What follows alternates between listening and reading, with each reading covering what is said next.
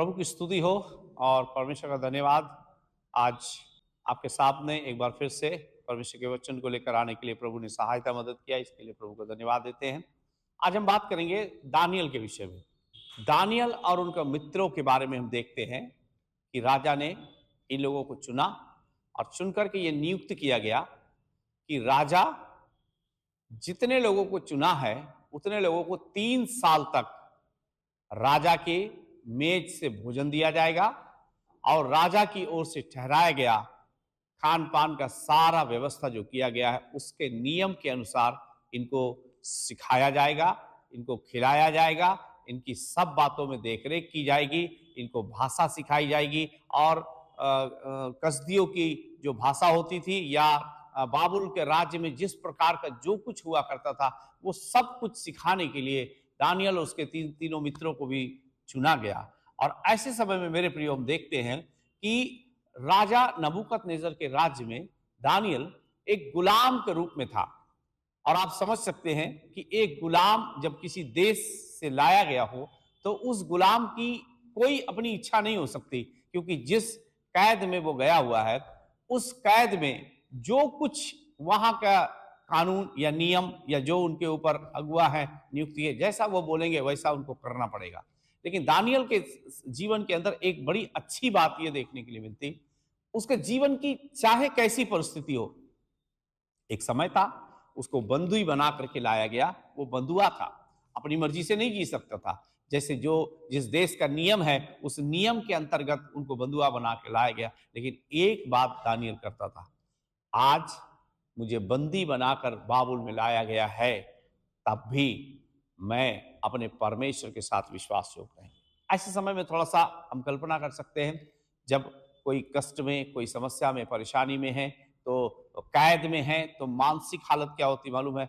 जो कैद में होते हैं वो लोगों की मानसिक हालत थोड़ा थोड़ा सा मानसिक रूप से वो डिस्टर्ब होते हैं, आत्मिक रूप से डिस्टर्ब होते हैं, शारीरिक रूप से डिस्टर्ब होते हैं, क्योंकि कैद जो है किसी को भी पसंद नहीं। लेकिन ये लोग कैद में होने के समय राजा ने इनको चुना था, ये जा करके 3 साल का अच्छा शिक्षा लें, ट्रेनिंग लें, राजा के मेज के भोजन को खाएं और वो सब कुछ सीखें जो कसदियों की शिक्षा के अनुसार सब कुछ होता है। ऐसे समय में एक महत्वपूर्ण बात, अगर कैद में है, कैदी हैं, गुलाम हैं, तो अपनी इच्छा नहीं चल सकती, जो कुछ प्रधान बोलेगा वही सुनना पड़ेगा।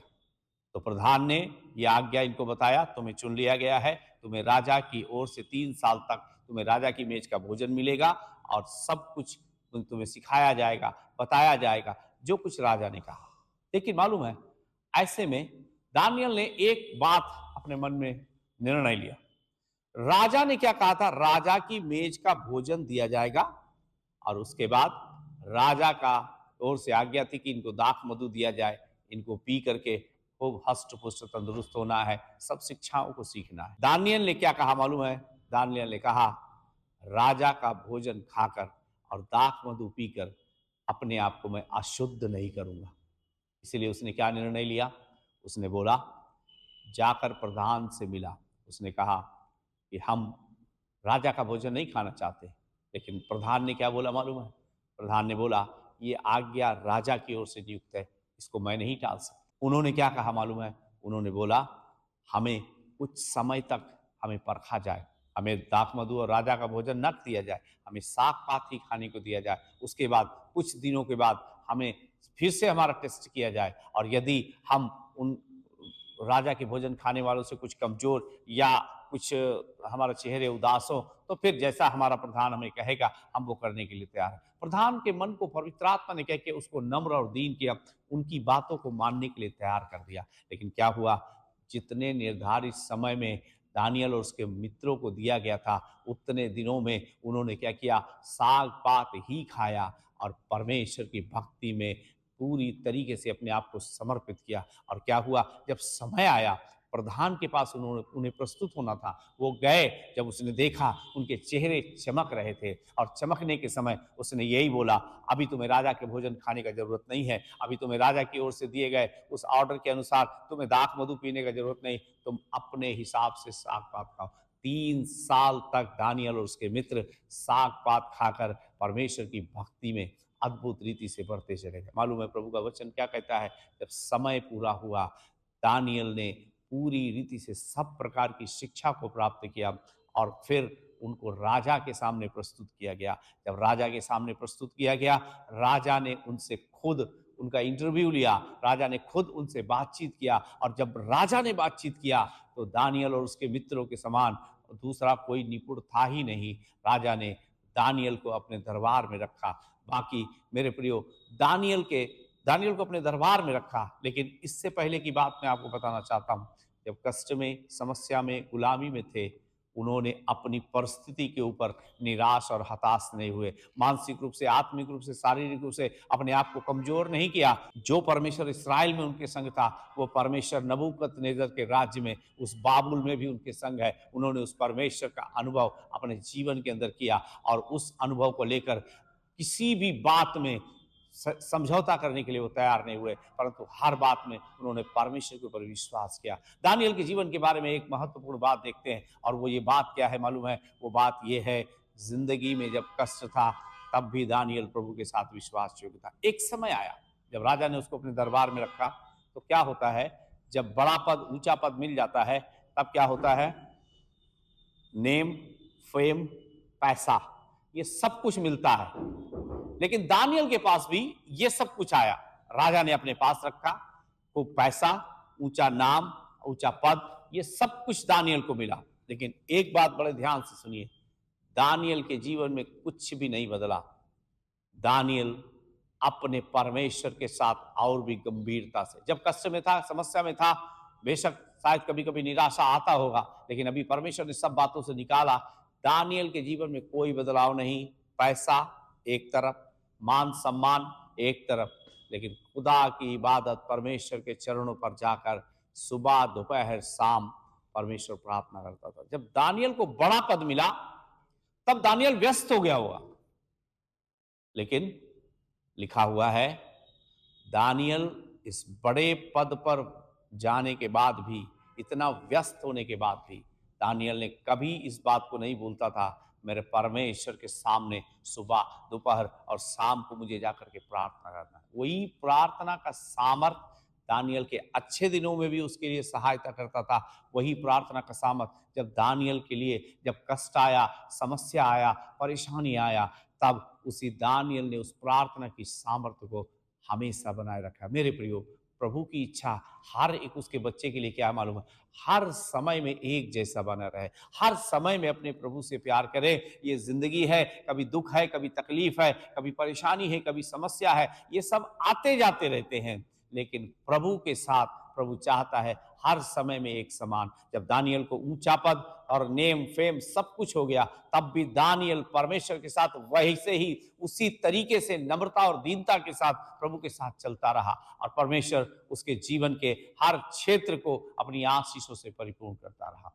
परमेश्वर चाहते हैं हर एक विश्वासी उनका जीवन को बड़ी आशीष और बरकत से परिपूर्ण करे।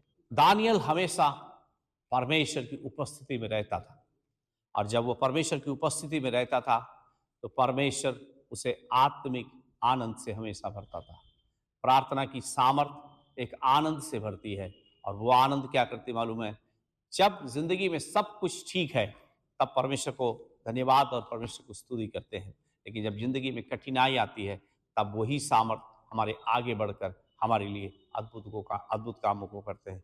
दानियल का जीवन ऊंचे पद पर जाने के बाद भी आसान नहीं रहा। दानियल को एक बड़ी इस चुनौती का सामना करना पड़ा। जब लोग देखते थे, लोगों ने देखा दानियल के बारे में, दानियल कुछ नहीं करता है, किसी जगह कहीं नहीं जाता है, किसी की भी आराधना नहीं करता, बस केवल अपने परमेश्वर के सामने सुबह, दोपहर और शाम 3 समय प्रार्थना करता है। तो जितने कसदी थे चलते थे और वो क्या करते थे मालूम है?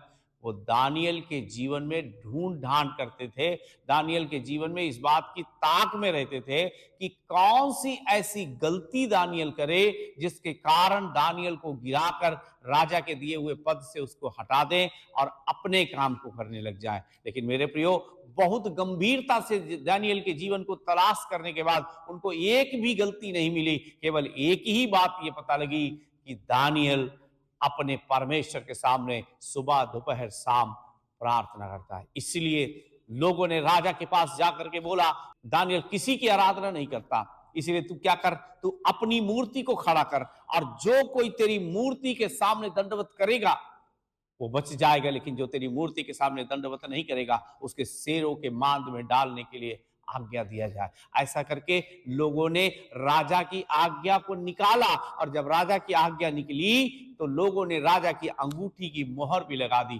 ताकि अब उसको कोई टाल ना सके। ये बात दानियल तक भी पहुंची कि राजा ने अपनी अंगूठी की मोहर लगा दी है, अब ये आज्ञा टल नहीं सकती। ऐसे समय में दानियल के कान में जब ये खबर पहुंची, जैसे प्रतिदिन दानियल प्रार्थना करता था वैसे आज के दिन में भी वो प्रार्थना कर रहा था। और मेरे प्रियो, प्रार्थना करने के बाद उसके लिए शेरों की मां इंतजार कर रही थी, लेकिन फिर भी प्रार्थना में दानियल बना हुआ था। प्रार्थना करने के बाद उस समस्या जो उसके सामने खड़ी हुई थी, उसे आज शेरों के मांद में जाना था, लेकिन जब दानियल प्रार्थना कर रहा था तब शायद परमेश्वर के आत्मा ने अद्भुत रीति से, परमेश्वर की आत्मा ने उस मांद में रहने वाले शेरों को यह आज्ञा दिया, आज मेरा दास इस मांद के अंदर आना है, इसलिए शेरों मैं तुम्हें आज्ञा देता हूं, जब तक दानियल इस शेर की मांद में रहेगा तुम्हारा मुंह खुलना नहीं चाहिए। ऐसा जब दानियल प्रार्थना कर रहा था तब शायद परमेश्वर उस शेरों की मांद में शेरों से बता रहा था कि आज मेरा बेटा, मेरा दास तुम्हारे पास आएगा, तुम में से किसी का भी मुंह खुलना नहीं चाहिए। मेरे प्रियो, जैसे दानियल प्रार्थना किया, शेरों की मांद में गया, वैसा ही शेरों ने पूरा रात भर एक भी बार उनको कुछ भी नहीं किया, क्योंकि परमेश्वर के दास उसमें जाने के समय दानियल प्रार्थना कर रहा था। प्रार्थना का प्रतिफल हुआ कि शेरों की मांद में गया। क्यों शेरों की मांद में गया मालूम है? क्योंकि उसके सामने एक चैलेंज था, या तो राजा के सामने दंडवत करना या फिर उसका फल भुगतने के लिए आप शेरों की बांध में जाना है। दानियल ने बोला, दानियल के पास एक अच्छा अनुभव था। जब दानियल कुछ नहीं था, जब दानियल एक गुलाम के रूप में था, तब उसने एक छोटा सा निर्णय लिया, मैं राजा की आज्ञा नहीं मानूंगा, मैं अपने आप को अशुद्ध नहीं करूंगा। तब परमेश्वर ने उसके साथ सहायता किया। अभी दानियल के पास एक लंबा अनुभव था, मेरा परमेश्वर जो मुझे इस्राएल से लेकर यहां लेकर के आया है, एक ऊंचे पद पर लेके आया है, ऊंचे औहदे पर लेकर आया है, वो मेरा परमेश्वर आज भी मुझे शेरों की मांद से बचाने के लिए सामर्थ्य है। बिना किसी शिकायत के दानियल शेरों की मांद में जाने के लिए तैयार हो गया।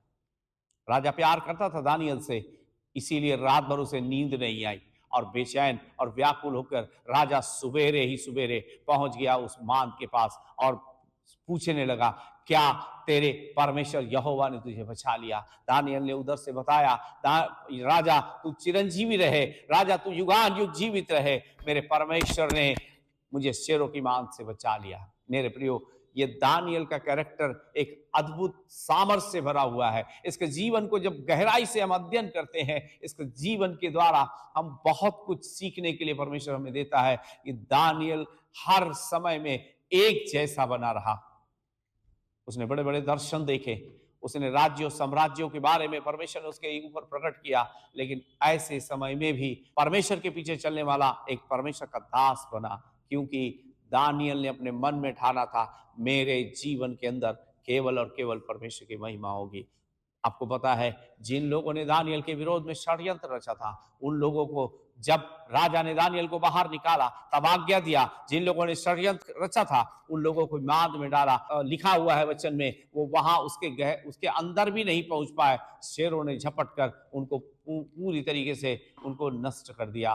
मेरे प्रियो, परमेश्वर के ऊपर विश्वास करके, परमेश्वर के ऊपर विश्वास करके, परमेश्वर के वचन के अनुसार चलेंगे, हर विपत्ति में, हर समस्या में, हर तकलीफ में, हर परेशानी में परमेश्वर हमारे जीवन के संग संग होगा। वो दानियल का परमेश्वर हमारा परमेश्वर है। दानियल इस दुनिया में जो कुछ परमेश्वर ने सेवकाई के रूप में उसको दिया था उसने पूरा किया, लेकिन याद रखिए आज भी दानियल का परमेश्वर आज दानियल के जैसे लोगों को ढूंढता है जो पूरी तरीके से अपने जीवन को समर्पित कर दें, चाहे उनके जीवन में नष्ट आए, चाहे कष्ट आए, चाहे समस्या आए, चाहे परेशानी आए, चाहे गुलामी में जाना पड़े, चाहे जेल में जाना पड़े, लेकिन यीशु के लिए खड़े होने वाले लोगों के लिए आज भी दानियल के जैसे परमेश्वर व्यवहार करता है। आज भी दानियल के जैसे परमेश्वर अपने लोगों को दर्शन देता है। आज भी दानियल के जैसे परमेश्वर अपने लोगों को राज्य और देशों के बारे में प्रकट करता है, क्योंकि दानियल के जीवन का एक ही उद्देश्य था, मैं हर हाल में, हर परिस्थिति में मेरे परमेश्वर की महिमा करेंगे। इसलिए मेरे प्रियो, इन दिनों में हम जवानों के जीवन के अंदर परमेश्वर का आत्मा कार्य कर रहा है। इन दिनों में जवानों के जीवन को परमेश्वर ढूंढ रहा है। दानियल एक जवान होने के समय में वो परमेश्वर के सामने पूरी गंभीरता से उसके साथ साथ चला। वैसे ही आजकल जवानों के जीवन में प्रभु ये चाहता है वो प्रभु की सेवकाई के लिए जाए, प्रभु की महिमा के लिए जाए, वो परमेश्वर की महिमा के लिए अपने जीवन को समर्पित करे। क्योंकि दानियल तो इस दुनिया से चला गया, लेकिन दानियल का परमेश्वर आज भी है। वो दानियल से भी बढ़कर बड़े बड़े कामों को करने के लिए आज जवानों के जीवन में प्रभु काम करना चाहता है। आज जवानों के जीवन में प्रभु अपनी महिमा लेना चाहता है। आज जवानों के जीवन के द्वारा परमेश्वर की सेवा लेना चाहता है। यदि हम अपने आप को पूरी तरीके से समर्पित करते हैं, प्रभु मैं तेरे लिए अपने जीवन को समर्पित करता हूं, वो परमेश्वर आज भी आपके जीवन के अंदर अद्भुत काम करेगा। आंख बंद करेंगे, प्रार्थना में जाएंगे। प्यारे प्रभु, यीशु मसीह के नाम से हम प्रार्थना करते हैं।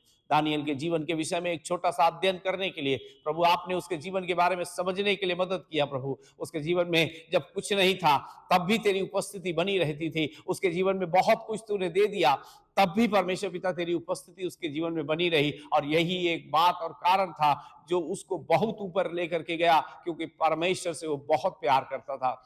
धन्यवाद देते हैं प्रभु, सुनने वाले वचन को, सुनने वालों के जीवन को अद्भुत आशीषों से भरिए। प्रभु हर एक जवान जो इसको सुनता है प्रभु तेरी महिमा से भर जाए। हर एक भाई जो सुनता है तेरी महिमा से भर जाए। हर एक भाई और बहन जो सुनते हैं प्रभु तेरी महिमा से भरे और तेरी सामर्थ इस वचन के द्वारा उनकी आत्मा को छूने पाए। प्रभु तेरा धन्यवाद और तेरी स्तुति करते प्रभु। सब बातों और भलाइयों के लिए धन्यवाद, आदर, महिमा और सम्मान प्रभु हम आपको देते हैं। प्रार्थना यीशु के नाम से मांगते हैं, आमीन।